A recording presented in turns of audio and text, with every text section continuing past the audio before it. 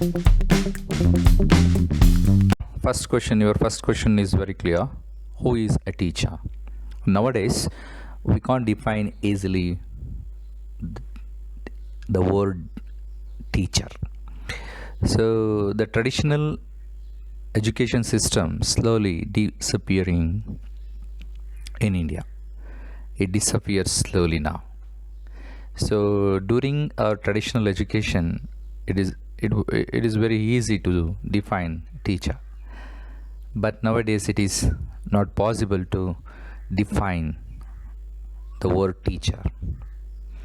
Like education, the role and functions of a teacher and students are changing day by day in this moment.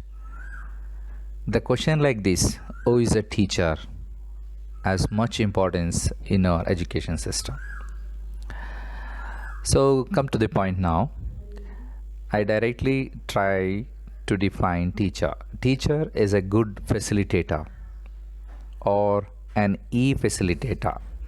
Even we can say a good informer or an e-informer. E here electronic, who creates e-content also.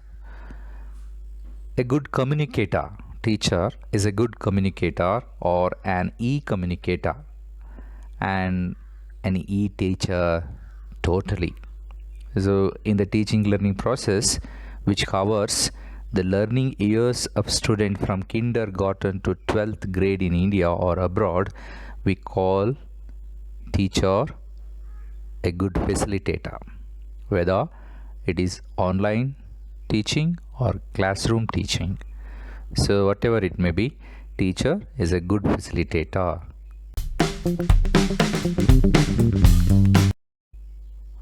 The second question is very interesting. What qualities does a good teacher should have? So it is very important when we try to define teacher. So these qualities are helping us to decide who is a good teacher or bad teacher or teacher itself. A good teacher always appeals students or mankind. Take for example, good teacher always surrounded with learners, students. That's why. So all good teachers have really few remarkable qualities. So those are very important to record here. A good teacher or good teachers can make a world of difference with their own outstanding qualities. With the help of their outstanding qualities, they make this world with difference. So we can list out few essential qualities of a good teacher. We can't list total qualities of a good teacher, but representatively we can record here. A good teacher should be a strong communicator. He knows how to communicate with learner. A very good listener. A good teacher must have the quality of listening, isn't it? And then a successive collaborator. A good teacher always the quality of collaboration with other staff, other members, one who helps to teach him or her. And one more important quality is an outstanding adapter. So he adapted the text in different ways in the classroom situation. And another one is a man of patience. A good teacher must have the patience. And one more very important is he was a voracious reader. Without reading, a teacher never faces a student. So that's why. And he's a lifelong learner. That is very good and very important quality of a good teacher. So these are the qualities we have to remind, and one who is to become a good teacher must adapt these.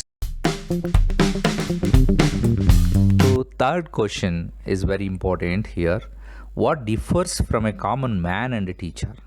It is very outstanding question we have to know who is common man and who is a teacher, how a common man is not a teacher and how a teacher is not a common man. A teacher, or what we call a school teacher, very familiar word is school teacher. So school teacher is a person who helps pupils or learners or students to acquire a kind of universal knowledge, so which helps in to lead a successive life, whereas a commoner is an undistinguished personality, has no distinguished personality. I mean, he or she has nothing special attributes like teacher. I mean, commoner may not have any qualities like teacher. So we can differentiate very easily. So what we discussed in second question, those qualities are essential to a teacher but not essential to a common man. Come to the fourth question. What should be in teacher's mind when he or she enters into the classroom? Teacher and classroom are two faces of the one kind. One never leaves each other. So a good teacher, when he enters into the classroom with a sound mind with a cheerful heart. So to a good teacher, these 2 points are very important. One is sound mind and another one is a cheerful heart.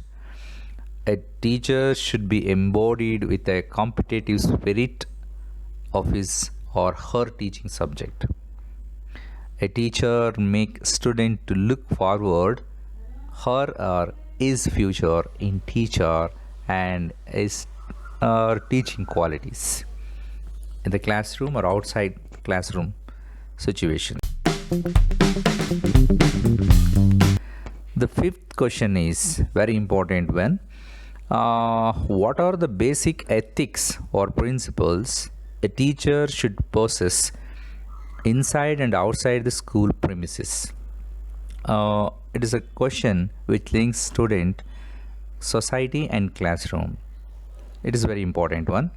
I would like to try to convey a kind of answer to this question.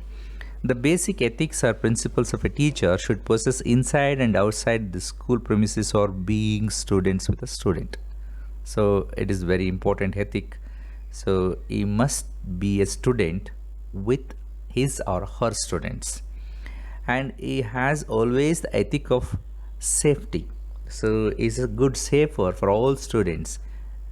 He has to think about the safety of students, and he must have the commitment, ethic of commitment in teaching profession. Teaching is basically a profession, it is not a charity. So nowadays in online learning, online teaching is not an emotional topic. So teaching is not an emotional job. So it is a profession. It needs a particular training, it needs a particular tool to become a professionist. That's why commitment is the basic ethic to become a good teacher as a profession. So next one is cooperator with colleagues. So teacher is not alone teaching in the classroom. He is always going to teach a particular subject with his colleagues. So that's why he has ethics of cooperation with other colleagues. And a good interactor, this is very important in the life of a teacher. So you must have a good interactive skills with parents and community. So we can't, teacher cannot be separated from parents or community. Community means here society. So that's why he has the ethic of community values and parental values and student values. Everything is embodied as ethics in the profession of teacher and teacher itself. The last question in this talk, what is teaching method? This is a very crucial one, but we have to know that. So a teaching method is a systematized scientific ways of conveying a particular text to the students in the classroom situation or outside the classroom situation. So teaching method comprises the ethics of education and many methods of teacher to enable students learning outside or inside the classroom. So teaching method, method is a bunch of teaching learning strategies. So there are many teaching methods we come across in our life as a teacher, in our system, in our education system. Such are, we can list here: lecturing method, demonstrating method, collaborating method, debriefing method, etc. There are so many methods out there. Thank you very much, and I think it is a small attempt to answer these questions with my limitations. If you have any comments, please comment me. Thank you.